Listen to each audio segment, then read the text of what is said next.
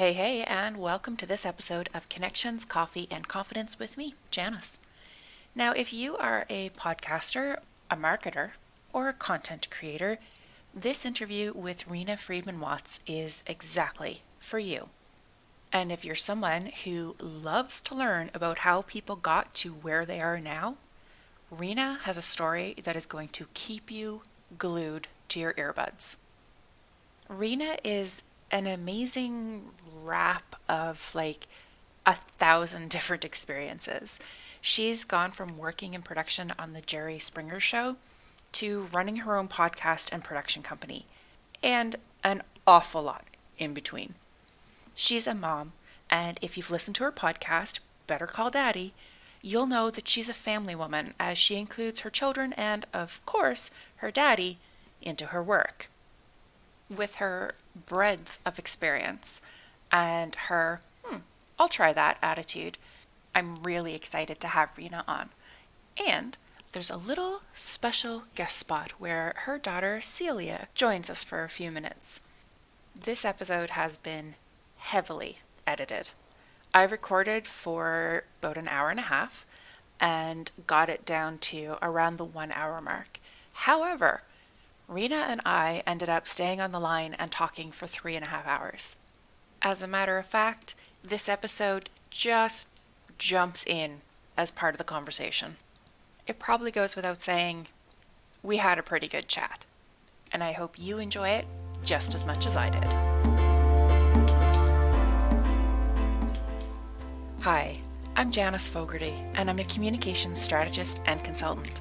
The Connections, Coffee, Confidence podcast is for professional women entrepreneurs who have established themselves and their business, and they're ready to get serious about using the power of communication to surpass their business goals. On this podcast, I discuss everything from leadership to establishing a business vision to the intricacies of creating messaging, publicity, and more. I speak to women who excel in communications in their business, whatever they do, and get an inside look at how they created a thriving livelihood. So top up your mug and welcome to this week's episode.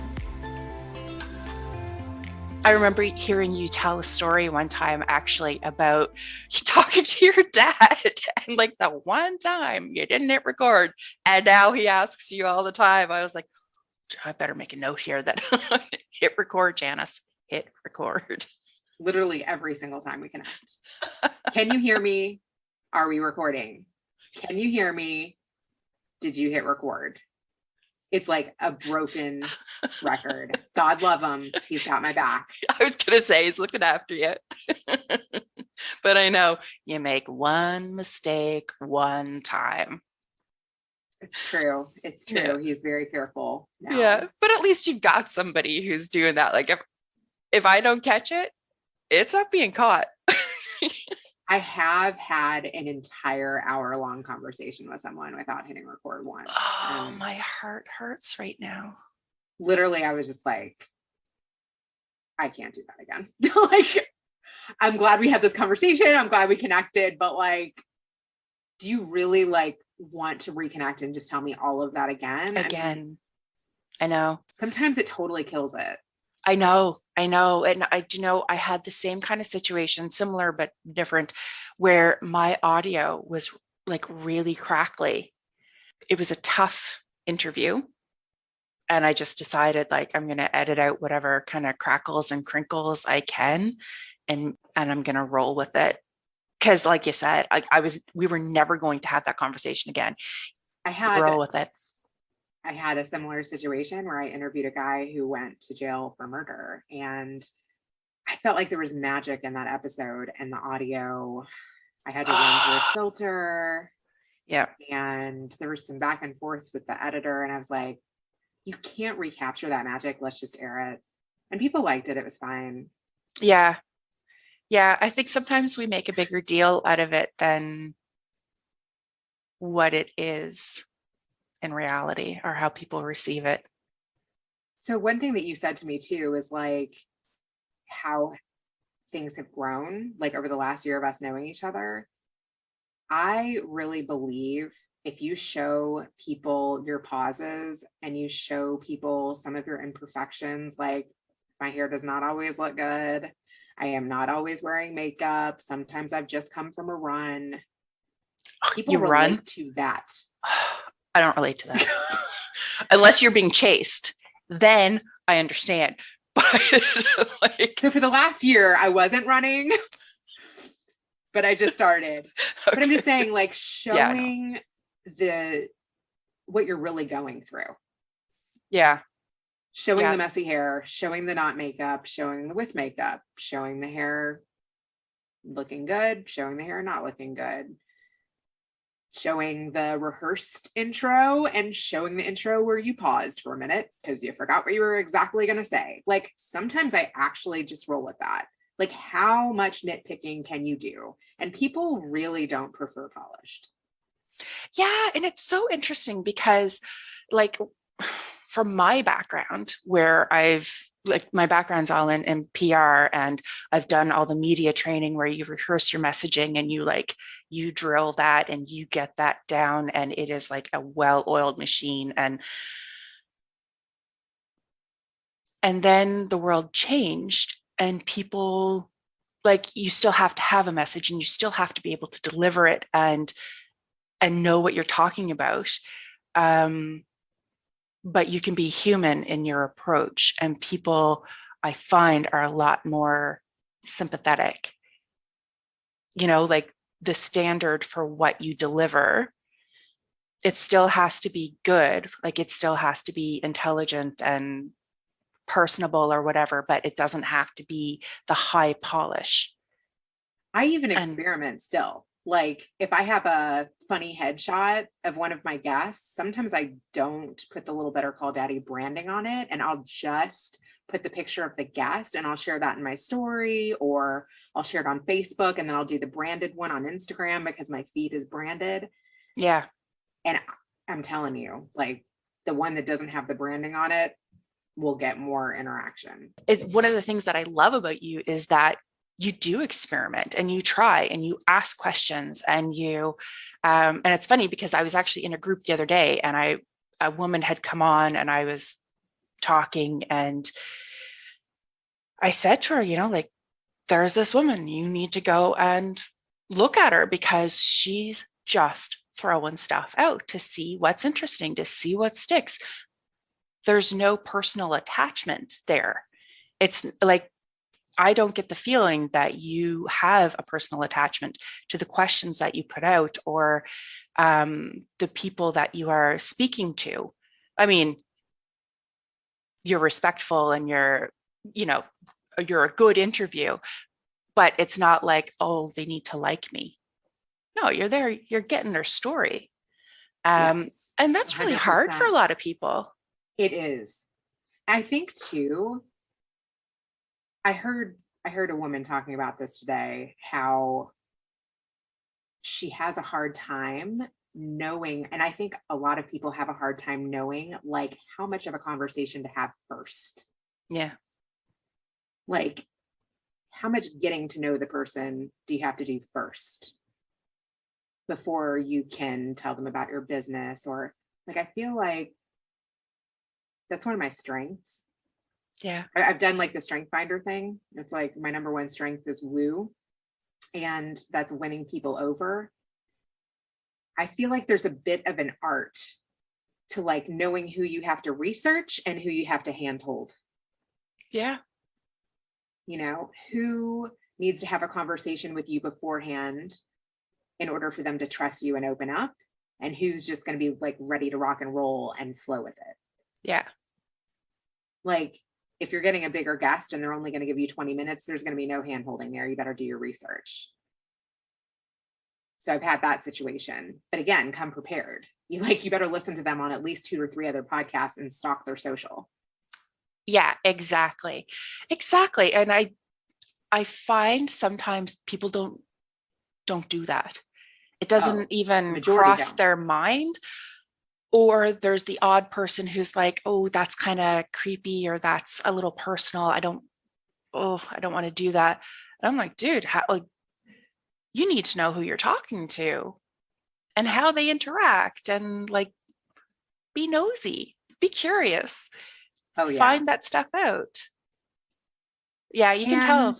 There's rules around that too. Like, you know, there's a lot on Google. And I have had mistakes where I have brought things up that I have found that have rubbed people the wrong way. That's only happened a few times out of almost 200 episodes. But I would rather make that mistake and go after my curiosity and try to ask the questions that interest me and try to get the story that nobody else has told, because that's the part I enjoy, and apologize later. How much of what you do is strategy and how much is like scratching an itch to get the story? Yeah, I definitely think it's leaning more towards scratching the itch, but I will say that I have done a lot of things in my career, and I feel like all of that experience, like planning lunch and learn events, booking big guests for other podcasters, being a co-host of another show, working in radio, working in casting, being a post-production supervisor, all of those skills have lended to what I'm doing now. Yeah. So yes, I'm scratching an itch with the stories that I'm finding, but I'm also trained at casting stories. I'm trained as working as a field interviewer. As a post-production supervisor, I know what part of the story to include and what I can scratch off. And so, like, what is your background? Can you explain to me? Like I said, I've done so many things. My very first job, I started off as an intern for the Jerry Springer Show. Yeah. And I worked my way up from intern to producer in one season. So I really learned all of the roles in production.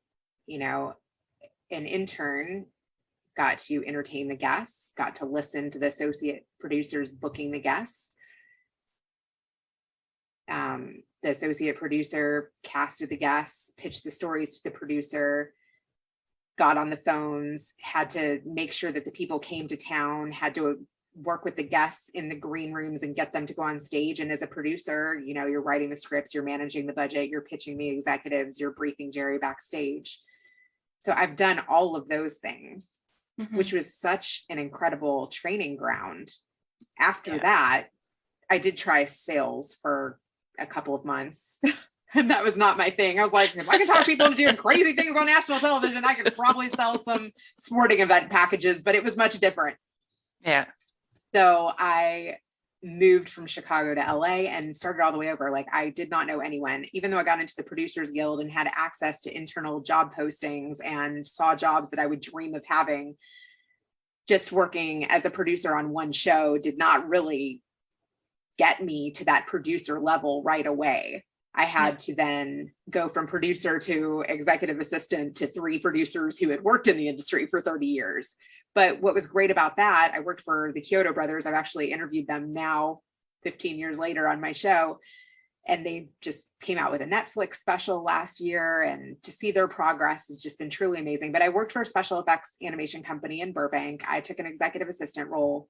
I learned the business side of the film industry. So I helped with accounts payable and receivable and all the time cards and SAG contracts and being on set and really being behind the scenes, which was just another side of show business that I didn't know. And then from there, I became a field interviewer at VH1. And then from there, worked my way back up to post-production supervisor and got to work with voiceover talent and making sure the show was cut to the right amount of time and handled all the deliverables to the executives. And all of these things stacked on each other. And then I got married, had a little stint of having 3 kids in 4 years and taking some time off to be a mom, and then kind of tippy-toed my way back into the entertainment industry, where when my kids were in preschool, I did court research for a couple different court TV shows. So that was something I could do while they were in playgroup for 4 hours. I would go to all the courthouses and go through the small claims cases and fulfill that story junkie in me of finding the best stories and then keeping up with some of the producers that I knew in LA. I mean, I could just keep going. So that turned into me then casting for America's Got Talent. That turned into me working on Divorce Court. That it was like that entrepreneurial thing of, hey, I can hustle and work on different shows and learn new skills. And then I decided to take a corporate gig and try corporate America for a bit. I was a program manager at a voice over IP company in the telecom space. I started planning lunch and learns there. Then I wanted something closer to home where I didn't have to take the train back and forth downtown and manage my kids being with a nanny. So I took a job at a financial firm, got insurance license, sold, tried that. That is like a total sideways, not even a step. That's like so different. It is, but I'll tell you, the thread there was I can market anything. Right. And so I was marketing these financial events. I'm like really good at getting people in the room, whether that's in the entrepreneur space, whether that's in the voice over IP space, whether that's in the financial space. I do prefer working with entrepreneurs though. I did figure that out after the financial firm. So I met a girl who's also been on my podcast. Her name is Shauna Arnaud. And I hired her when I was working at the financial firm to help me put together one of these financial seminars because she did like event planning. Met her through LinkedIn. And she found out that planning these financial seminars were a lot harder and different than the entrepreneurial Gary Vee events that she was planning. Right. And so when she found out I wanted to leave there, she was like, hey, you could help me with sponsorships for the Gary Vee event. I was like, oh yeah, I totally want to do that. And so I did. I ended up booking Spirit Airlines and I booked this other guy who gave me a sponsorship that we connected through LinkedIn. And I was like, maybe I should help people with sponsorships for their events because not everybody can do that. No. So I tried that for a while and I helped people market their events and get sponsorships for their events. And I worked for some influencers doing that. And I tried that. And then constant pivoting, like figuring out where people need help. Where can I add value? Where does my mojo work? And then just doing it. And look, now I'm telling people, you know what? I don't really want to do sponsorships anymore. It's actually more work than you want to pay me for. And you know what? I don't really want to book you on podcasts because maybe I don't like the way that you conduct business.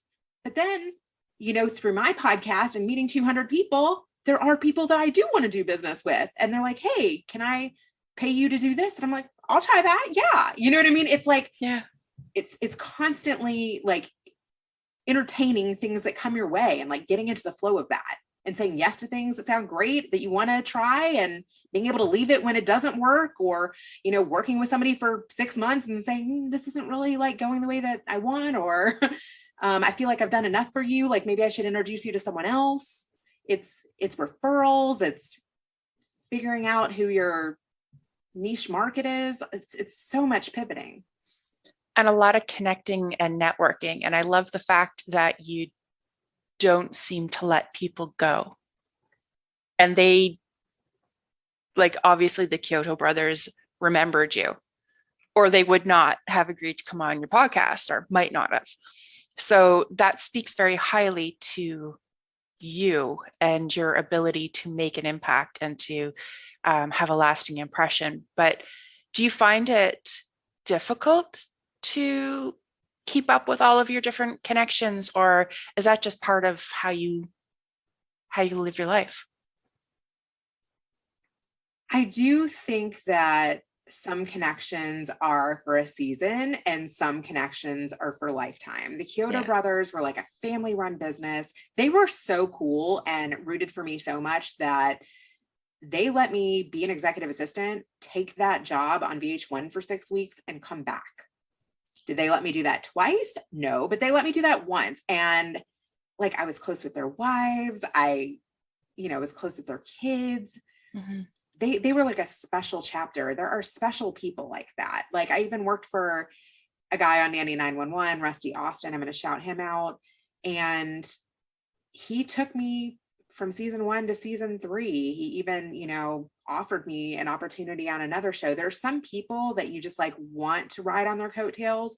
And there's some that you're like, this was great. I learned a ton. I made some amazing connections through you. And like, I need to do me now. And you try to leave on the best terms that you can. And yeah. And everybody accepts that. I mean, that's life. Totally. That's life. And that's entrepreneurship, definitely.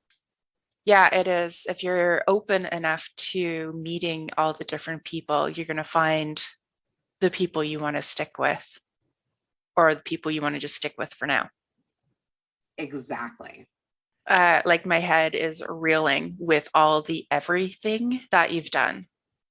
Like my head is just like, holy God, I'm tired just listening to you now. You're so sweet. Because sometimes I'm like, I don't know. I feel like people have done more. And I'm like, what are they going to ask me? I'm like, I feel like most people want to know about my Springer chapter. That's like, and you know what's really funny about that is that was my first job out of college. So like, I did not realize like what a special opportunity that was until much later. I thought it was going to be so easy to get those kind of opportunities again and again. Whereas I did end up working on some cool shows. It took me like 2 years to get up to that title level again. I did something similar at a university. I moved across to the other side of the country, and I was a manager in the communications shop for one of the Ministry of Education with one of the provincial governments.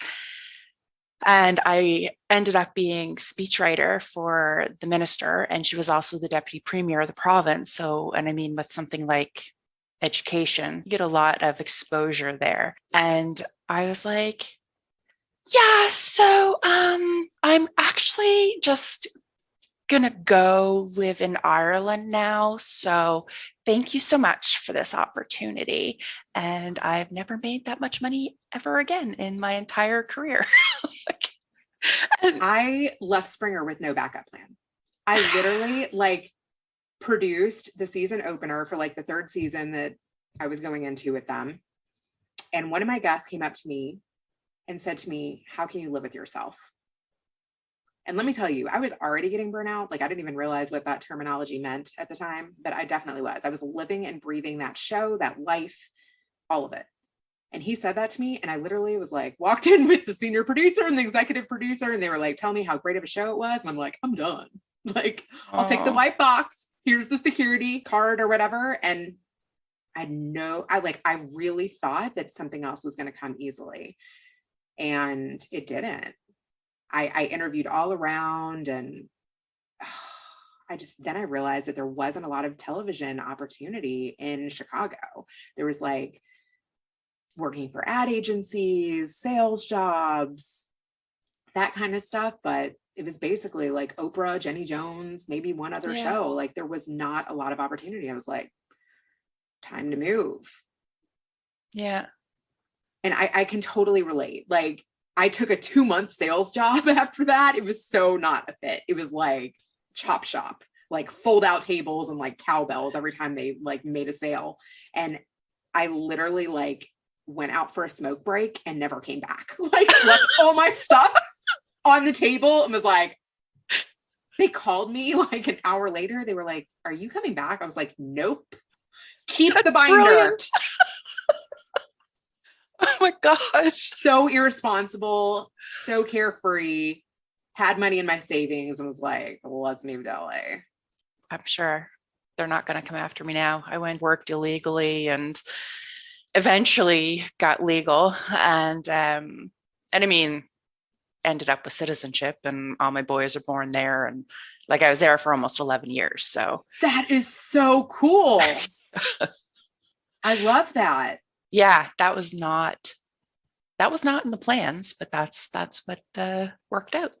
How cool is that? And look, like when I worked at Springer, they used to pay you like sabbatical over the summer. Like you work like 9 months straight, like practically no days off. Like you are living and breathing the job. And then it's like a school teacher kind of, except for you work like 100 hours a week versus however many hours they work. And like they paid me over the summer. I came back, I produced one show, and then I was like, I'm out of here. They were not happy, but let me tell you, in that 3 months, I like went to Italy for a month and like lived it up. I've never done that since. Like I was living like a 20-year-old, a 21-year-old. I was so young. I was like one of the earliest producers there.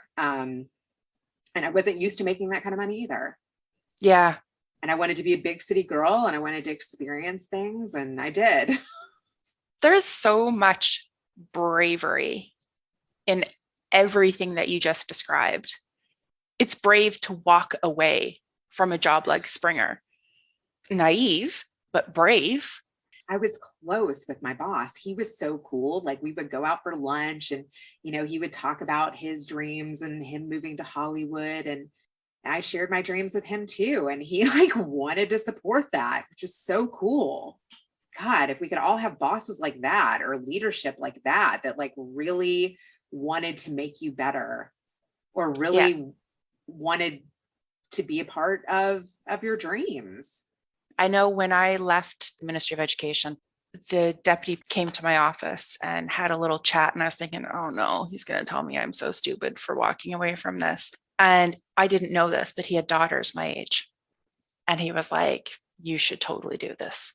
You should go to Europe and see the sights and do what you got to do.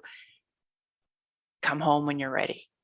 And I was like, wow, okay. Suddenly this doesn't seem like the crazy idea that everybody else is telling me this really is. Like it was that little bit of validation, that little bit of support that just makes all the difference. Yeah, like the guy who I was directly reporting to, God love him, Roger Medanich, he was like vicariously living through me. He was like, take that, do that, we'll still be here. Yeah, that's lovely. He was an adventurer. There's so many people like that in LA though, that are dream seekers. Yeah, I'm super curious now, because I'm a mom of 4, like your thoughts around how education is going now. I don't know. I think we're in so many different ways. I think we're in like a really massive social experiment.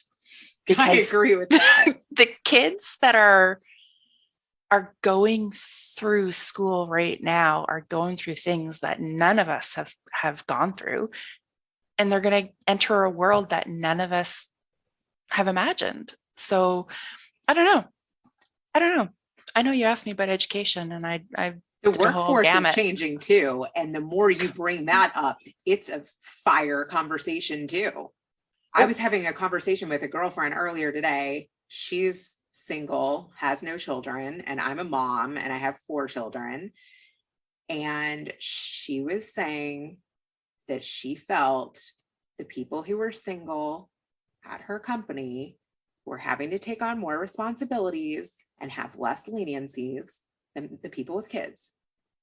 So I decided to poll my audience about that on LinkedIn. Just say, I was talking to a single friend and I myself am a mom. Boy, there was some heat there. People are like, well, just because, someone's single doesn't mean that they don't have the same responsibilities, doesn't mean they don't have kids. I was like, I'm not saying that. I'm just saying I was talking to my friend who's single and I'm a mom of 4, and we were talking about what work has been like for us. I do realize that there are people that are single and that have kids, and that's crazy too. But boy, that is a heated argument. And whereas I do think it's great that things are changing, I also think things still need to be talked about. There is a lot that should be talked about that just isn't. I know I get a lot of flack because I do talk about autism. I don't talk about it that much, but when I do talk about it, it's like, you shouldn't. And I do mind what I say about our personal lives, because they're getting to be an age where it's their choice whether they tell people their diagnoses or whatever. But like when they were younger, I would get a lot of flack for even taking them to get diagnosed. Like, really? Oh, that gives me the chills. Oh, yeah. But the way the system is set up, if you don't have that piece of paper signed off by however many doctors or like whatever, then you don't get the supports that you need. And that was the system that I was in. And therefore, that was the system I had to work, So listen, in this like new world, how do you describe yourself? Like, when you talk to people, how do you answer the question, what do you do? I was thinking about that since you kind of prepared me. And I have pivoted that question umpteen times. But lately, I say I help entrepreneurs get seen by building a community or helping them start a podcast, being a part of my podcast community. I think that's really where I'm putting my focus right now. Yeah. Since creating a podcast, I am now helping produce other podcasts, which I found is even better than monetizing your own. A lot of people, when they start a podcast, are like, oh, how can I get sponsors? Like, so many people want to know that. But the truth is once you learn how to do something and you can teach others how to do what you know how to do, there's more money there. And there's so many people that want to start a podcast now. So I started a podcast, but from my former marketing work, I knew a camera guy here locally in Chicago who was doing a live podcast shoot in the healthcare space. And I had done some marketing for his wife's salon and spa. So he called me up and was like, hey, if you need help with casting, Reena would be great to help you cast guests. It started like that. Mm-hmm. At first I was just going to help him cast the guests. Then that turned into me directing the shoot. Then that turned into me managing his social. Then that turned into me really like taking over everything. And then another show was like, oh, hey, I saw what you did on that podcast. If I write the questions and we have the guests, can you supervise the recording and supervise the editor and operate as an agency? I was like, yes, I can. So again, it was a pivot, but very complimentary to the work that I was doing. Then I had somebody else who was on the first podcast and he was like, I would like to do internal communications within my own company. So maybe 2 to 3 minute segments, one a week, talking about the wonderful things that my employees are doing. I'm like, I can totally help you brand that. That's a great idea. You can use it on LinkedIn. You can turn it into a short podcast. There's many ways you can repurpose that content. So again, it's like using my marketing. It was a relationship from the first project carried over into a new project. And so many opportunities have come like that. I've had a couple people that were on my show that were like, hey, can you get me on 10 other shows? I'm like, yes, I can as a service, or hey, I love a lot of the guests that are on your show. If I like you and if we have a relationship, I'm happy to make those introductions as a service, right? Like, yeah. And a lot of my relationships too, like you were saying, are 20-year relationships. Like, you got to know the person that you're making the introduction to before you just decide like, I'm willing to take money from this person, right? You don't want to just take money from someone. Like, you want to know that that's a good a good match. There's integrity to it. That has come though, like through being an entrepreneur for 3 years. In the beginning, I'm just like, let's pay me. Hell, let's work together. Not anymore. Definitely not anymore. Yeah. Yeah. The integrity piece has helped me pivot multiple times, especially in life insurance. Like when I caught on to the fact that the people didn't really need those large policies that the person I was working for was selling. I'm like, would I sell that to my friends and family? No. Okay. I can find another job that will pay me what you're paying me. And I got the knowledge. I got the license. I could do it myself if that's something that I want to do, but I'm not really so interested in doing it. But went through the exercise of it. And again, honed those skills of getting people into the room, honed the skills of marketing the event, saw what got people to the room, saw what got people to buy the policies. And then I was like, hey, I can take those skills and market something that I actually believe in, or work with people that I actually want to market. And tell me, when you tell people what you do you find there's an understanding or like curiosity, or do people glaze over, or how does that play? So a lot of people message me and they're like, you help entrepreneurs get seen. How do you do that? I'm like, well, where do you need help? So it definitely does spark an interest. And then I just kind of talk to them and get them to talk. Like, do you need help appointment setting? Do you need help filling your podcast? Do you need help getting media placements? Like, how do you want to get seen? Yeah. What are you up to? I've worked with, an author who wanted to pay me a flat rate to get her 5 to 7 testimonials of hard to reach people that she didn't think she could reach on her own. But the thing is she already had 40,000 followers. She already had other best-selling books. She already had a following that I could market. I was like, oh man, it'd be easy to reach out to these folks for. But the thing is too, is like, if you have somebody that knows how to reach out and how to do the messaging, it looks better if somebody's reaching out on your behalf versus you doing it yourself. So yeah, I worked on 2 of her books and I feel like I enjoyed that. And, you know, she gave me a list of like 15 people that she would love to have testimonials from. And a couple of the people on the list, I was pretty close to being able to get. And so I was like, let's try it. This sounds fun. This is something new. And it worked out. And she hired me again. And then she sponsored my podcast. And yeah. I love that. I love that. Do I do that? Not all the time. Can I do that? Sounds fun, right? Like, yeah. It felt complimentary to what I like doing. Like I had booked people from America's Got Talent. I had booked people for the Kathy Heller podcast. You know, some of those relationships were close to who she wanted me to reach out to. So I felt like I haven't done it, but I think I can. Yeah. Let's try it. And the price is right. It's a good combination. And it was a pretty good timeline. Like she didn't need it right away. So I was like, that's another factor. Like, does somebody need it in the next week? Does somebody need it in 3 months? Right? If they're giving you 3 months and they're giving you a retainer and they're not giving you a process of how, they're just like letting you be yourself. That's fun. That is fun when you can be yourself and you're on retainer. I have one client like that. And she was saying to me, like, I think why what you create for me works so well is because you get me and that comes out. And I'm like, I love that. That's a great compliment. It was a massive compliment. And it was true though, because I do get her. I really get her. So it's like, that's easy work. I felt that way with my client too. She saw my strengths in me before I saw them.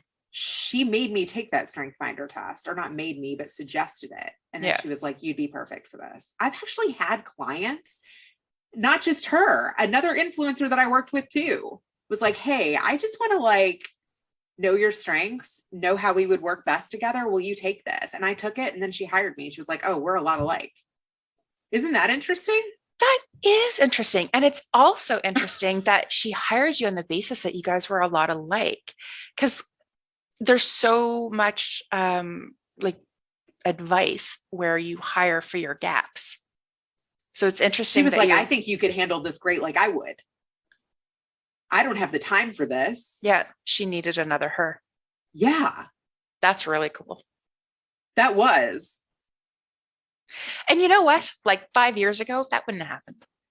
Do you know what I mean? Like this is the whole, going back to what we were talking about earlier about how things have so changed, like the world that our kids are going into. The expectations are just not the same. You know, like it. I really try to encourage. I really try to encourage my kids' talents. Yeah. So one thing I did during the pandemic was I hired a reading and writing tutor for my 8 and 10-year-old. If you were talking about tutors, I felt like as long as they kept up their reading and writing, like over the last year, that would be something that they could focus on.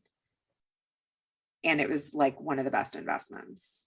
One, I was supporting an entrepreneur who wanted to go into doing that for children because she found that books really helped her when she was bullied as a child. So I was supporting another entrepreneur, and I felt like I didn't really have the time to stay on top of all 4 of my kids. So it was like just something that I wanted to do. My daughter ended up writing a book and collaborating with the mentor and like finding her voice and like got super creative. And now my son, he took a couple months off from it since school started again, but he actually wanted to start back up with her. I was like, great. Wow. And now my daughter too, like, since, you know, they haven't been able to do so many like physical activities, she's like, you know, like dance isn't being offered and I'm really into art, but a couple of my friends asked me if I want to do basketball. She's like, I think I want to try it. I was like, great, let's try it. Yeah. Oh, So I saw her book on your website. That is so freaking cute. You must be bursting with pride. she's bursting with pride, which is the bigger blessing. She Yeah. is so proud of herself from putting that together. And at one point, I'll be honest, I was like, should I pay to like actually publish this? You know? Oh, yeah. Yeah. It's But I reasonable. was like, I supported another mompreneur, Shari Perry, that got laid off from Red Bull. And, she did my podcast art. So she did the cover for Celia. And I felt like that was really special. I supported her tutor and I helped her complete something. Like you said, like when she had to tell her biography of like what it's been like during the pandemic, that was like one of her biggest accomplishments. It wasn't about like what the pandemic was like. It was about a dolphin who couldn't hear music. Like how creative. And it's amazing that she like told a story of diversity. So interesting. That's beautiful. I love it. I love the fact that I love all of that. I can't even break it down. I just love all of that. I love the supporting other women. I love the supporting your child and helping your daughter see that she's creative and she is capable. And this is what it's like to start a project and see it all the way through. Because I'm not saying you have to do that with everything. Like I do believe in trying things, and when they're not for you, walking away from them. Yes. But also, like you said, finish something. And she finished that, and I helped her with like the finishing touches. Like she formatted that. She worked with the tutor and illustrated the inside. It was such a creative process. Yes. Thank you for acknowledging that. And let me tell you something else too. Like I'm getting ready to be a part of a photo shoot this weekend with a girl who our relationship has been over the past couple of years too. Like she had an idea to create a magazine, and she wanted to be around like body positivity and mompreneurship and courage and confidence and all of these things. And I'm taking my daughter to that shoot. I interviewed a guy who stopped a synagogue shooting in San Diego. I brought my daughter to that shoot. She sat in the back, but saw the policeman. And, yes, I want to show my daughter through experiences, kind of like you were saying, you showed your children through experiences and through the world, a different education. Yeah. What you're not being taught in school. I love that. And she's young enough not to be jaded by the teenage crap that our kids get inundated with. Otherwise, she's just going to get like sucked into TikTok. Like, what's so funny? Like she wants to do TikTok. I haven't let her get on there, but she has like a bunch of them in drafts. And you know what? She can be girly. Like I did get her a ring light, and she does have a phone with no access, other than at home. Yeah. And I've even done some of the little silly dances with her, and I want her to express herself and have friends and all of those things. But this entrepreneurship thing is such a powerful tool. Much more powerful than that. Much more positive. And I share with her the wins, the struggles, the losses, all of it.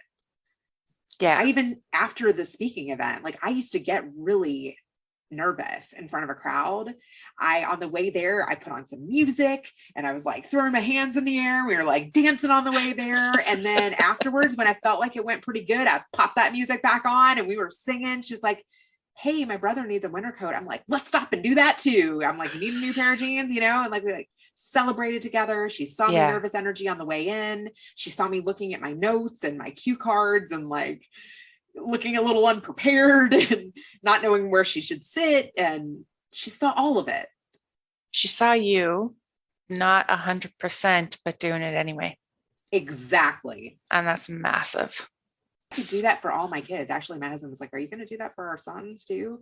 But there's something about doing that for your daughter. Maybe because I am one of 3 girls and I didn't have a mom that did that for me, that I feel like more that I need to do that for her.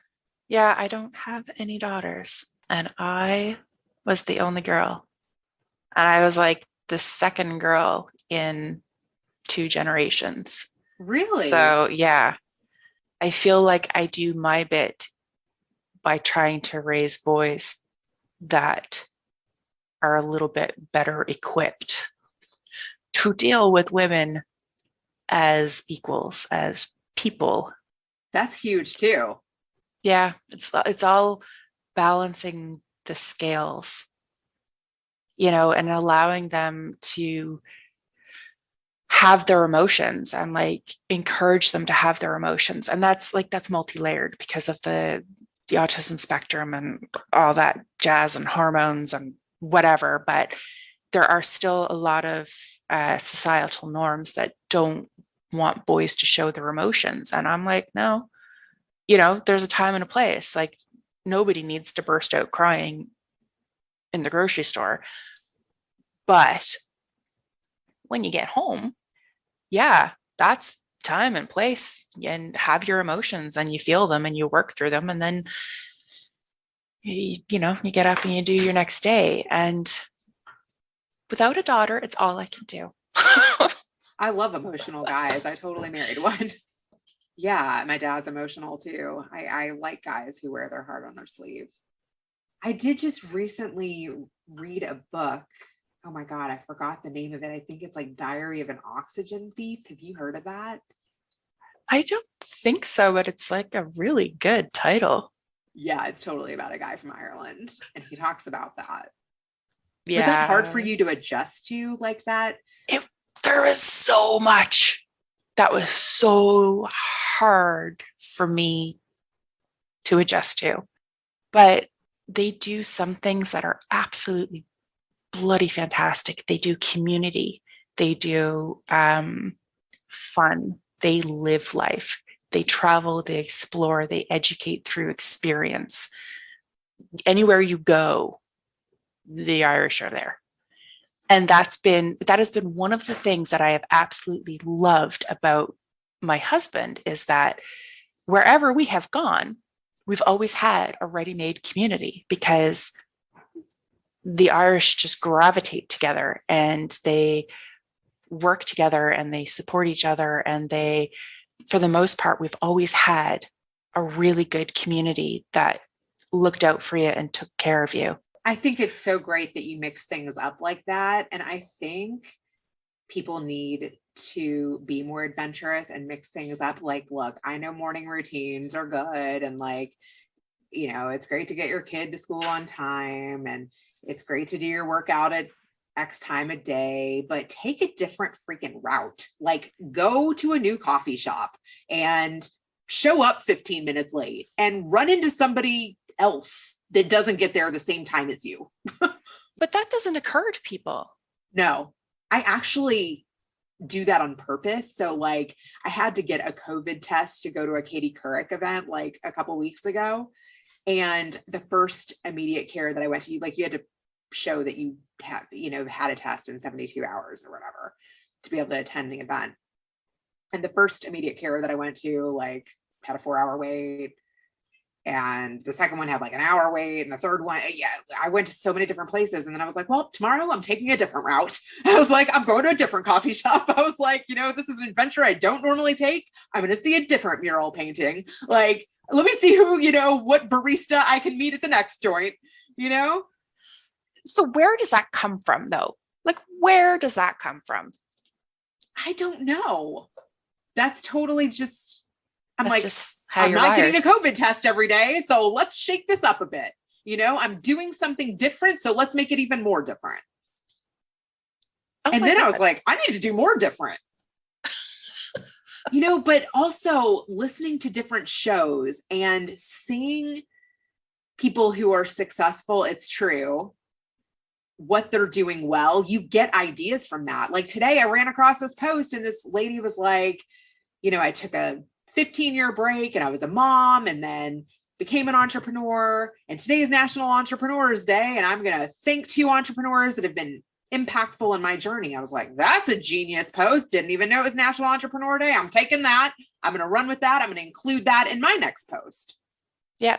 right? So one of my keys to engagement, by the way, is going to Twitter. What's been retweeted 179 times? How can I say that in my voice? Going to Quora. What's been responded to? Going to different sites, going to different bulletins. What is being talked about and really engaged? And how can you make that part of your experience? How would you ask that question? How would you respond and make it your question? Post it in your group, post it on your feed, test your audience. Yeah. But pick a popular topic that you're like, hell yeah, to. You need to have some sort of spark of it in yourself. Whatever stops me in my tracks, like if I'm reading a book and I'm like, hell yeah, I'm like, I'm writing that down.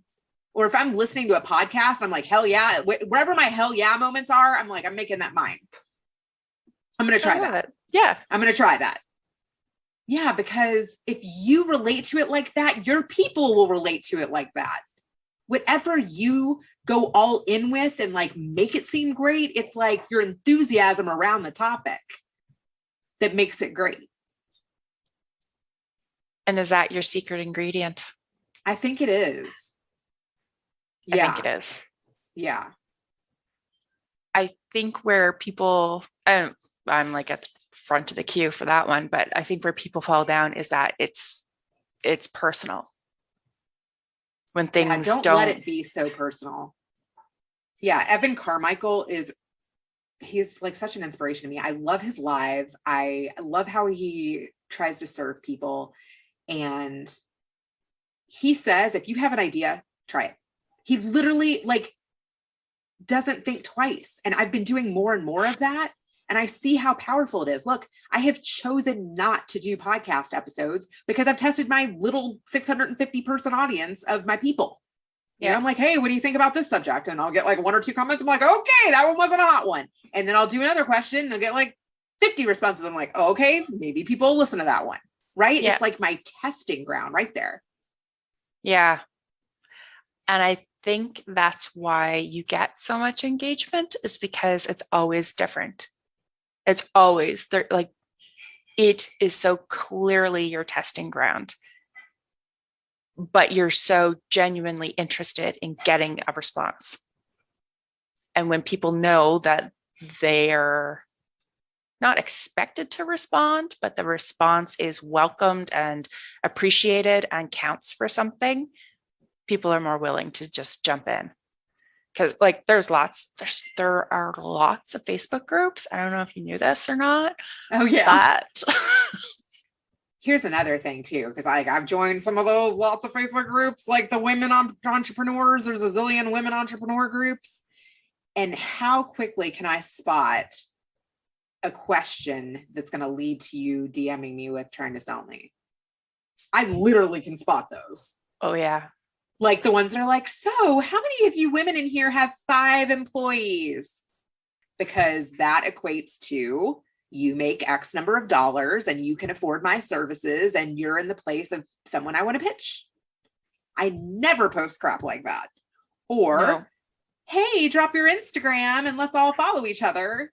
But how many people really are going to follow you and how many people are going to unfollow you? Like, it's just a train of shenanigans. Yeah, I find you have to be really careful how you approach those things, because it goes back to that integrity. Like, are you genuinely asking a question, or are you genuinely trying to sell something? And like, I know in my group, I do try and sell things, but I'm also very upfront about it. And it's based off of the feedback that I get in the group. We really need this. So I'm like, okay, well, I'll just create it and then let's do this. But when it comes off as that innocuous question that has layers buried underneath it. Oh God, I have one that I have to read you. I got this today and was just like, there are people that would literally take this message, they would black out the name and they would show this as like a bad example. Here you go. Hi, Reena. I'm looking for new high ticket closers to work with us. Would you be interested in learning more? Comp is 10K to 30K plus. Let me know. And then the next message, after I didn't respond to that lovely, I have no relationship with you message, just making sure you saw my message. Yeah, I'm finding I get those from my podcast. And then you go into Reddit or whatever, and you're like, check this message, and boom, boom, boom, boom, boom, boom, boom, boom, boom. Everybody's like, spam. It's How or it's many phishing people or did it's he send that to for him to get a response? And okay, so another thing that I've done for business, like during this pandemic, is manage people's LinkedIn inboxes. I've done that for multiple people, and they will send these campaigns to everyone. And even if you change the name, I can tell it's a campaign. Like, thank you, Celia. Oh, do you want to say hi, Celia? Because we talked about how awesome you are, and we talked about your book. Hi. Hi, Celia. How are you? I'm good. I'm getting my teeth pulled tomorrow, though. Oh, okay. Well, I'm glad I'm asking you now and not tomorrow. We had a girl on my podcast that got in a bike accident and knocked her teeth out. And I think we're going to call her before the exam. She said she would give Celia a pump up speech. Okay. Bye. Bye, Celia. Good luck tomorrow. You're awesome. See, this is mompreneurship at its finest. I actually really love, and that was like a bonus. I love including her in my episodes. I have noticed that. I have noticed. And how does she feel about it? It's made her more comfortable because she's kind of shy. So just like it's made me more comfortable in front of audiences and speaking to people, the more you do it, you hone those skills. I just joined Toastmasters recently to get rid of filler words and work on setting the stage and having my stories unfold better. Yeah, that's a brilliant organization. I just started publishing to YouTube, but I don't Me too. Oh, yeah? But yeah, I just recently started. You don't do any solo episodes, so do you? I haven't. Yeah. I did recently just interview my daughter, and so that will be coming out soon. I need to work on doing some solo episodes. Have you done them? Most of mine are solo episodes. I've only done maybe a dozen interviews. So all of my YouTube stuff it's just the audio. I don't have any of the video, and I don't have any downloads either. Are your boys interested in helping you with that? That could be a good project. Yes. Yeah. I'm trying to get my oldest to help me with my YouTube channel. Yeah. And that's the thing that they're like, one of them in particular, he's like, well, are you doing your tags right? And are you doing this? And let me check this because I suspect you're not doing this exactly the way it should be done. And like, he's really into it. And I love it. I'm like, yeah, cool. Hey, let him know if he wants an internship. Yeah. I know. I need help with that too. I had somebody else say, would he edit my videos? So now I'm thinking about like getting him a business card or something. He can graduate from shoveling the snow to something that keeps you warm. It's really interesting to see them go after what they're interested in. Like your daughter with the book, and him with his coding, and to see the opportunities that come their way, even at the age they're at, and how they deal with them. I feel like so many people during the pandemic have gone after talents. That has been a big shift. Yeah. Like people have now had time and more freedom and breathability to do that. Less commuting, less micromanaging, and more room to think about what's important. A beautiful blessing in this pandemic, and I hope that stays when things change. Me too. Is there anything that you wanted to say or cover that we haven't touched on? I loved getting to know you better. Thank you for being a part of my journey for the last year and all of that. Because I remember when that email, or when it wasn't an email, it was like I think you sent me a Facebook message and was like, hey, I'm creating this group. You want to come in? I was like, cool. Okay. And then to watch it explode and to like watch you just skyrocket. And now I know why. It's because you tried. I wish too that I could figure out ways to be more of service or more useful around kind of the topic that I initially thought the group was going to be about. Like, I have a love for LinkedIn, and I thought this could be a space where I talked more about that, but it's turned more into just a community and kind of a springboard and a way to support people on Fridays where you can promote anything. Have you thought about changing the name of it? I have. I was like, should I just turn this into like the Better Call Daddy community? But it's not really that. Yeah. So I'm like, my people are sticking around. Like I've had a couple people come and go, but for the most part, like I feel like it's a good group of people that have stayed with me the last year. Yeah. It seems like a really nice group of people. Yeah. People who are actually engaged and want to chat, and not just chat with you, but like chat with each other. There's always little conversations that are happening. It's great. I love that. Yeah. I'm happy when that happens. I'm like, oh cool. God, I wouldn't have guessed that those two would get along, but awesome. I know most people in there, or I've at least talked to them. Yeah. That's funny. No, thank you. This has been absolutely brilliant. I think I covered like 2 questions off of my sheet, but I've had the best evening sitting here chatting. So thank you so much for your time and all of your wisdom. Holy smokes. It's been brilliant. Aww. I actually think I'm going to call this episode, I'll try that. I'll try it. I love that. It was like the theme the whole way through. And yes. I loved it. I love that. I respect and admire that so much. I've given a talk on being bold. I really think that people should try that. I'm with you. Like, I'm right behind yourself, you. Yeah. Push yourself to do something that you've thought about doing and just try it. Like, so many people have ideas that they never take one step towards. Maybe it's not even something that you would enjoy, like once you try it, or maybe it will pivot you in a new direction or a new opportunity or a new connection, or you'll be able to collaborate with someone. You're very inspirational. Yay. Thank you. Thank you for your time. I appreciate it. Yes. Thanks so much for listening this week. I invite you to sign up for my email list or join me in the Connections Coffee and Confidence community on Facebook. Those are the people who get first dibs on any classes or products I create, and they benefit from the extras I can't get into in a podcast format. I also lovingly request that if you've enjoyed this podcast, you leave a review on Apple. When I see a new review, I get so excited I almost spill my cappuccino froth. Almost. And if you're a woman entrepreneur who's ready to get serious about using the power of communications to grow your business, send me an email at janice@janicefogarty.com. All my details are in the show notes. Thank you again for listening today, and I'll chat with you again next week.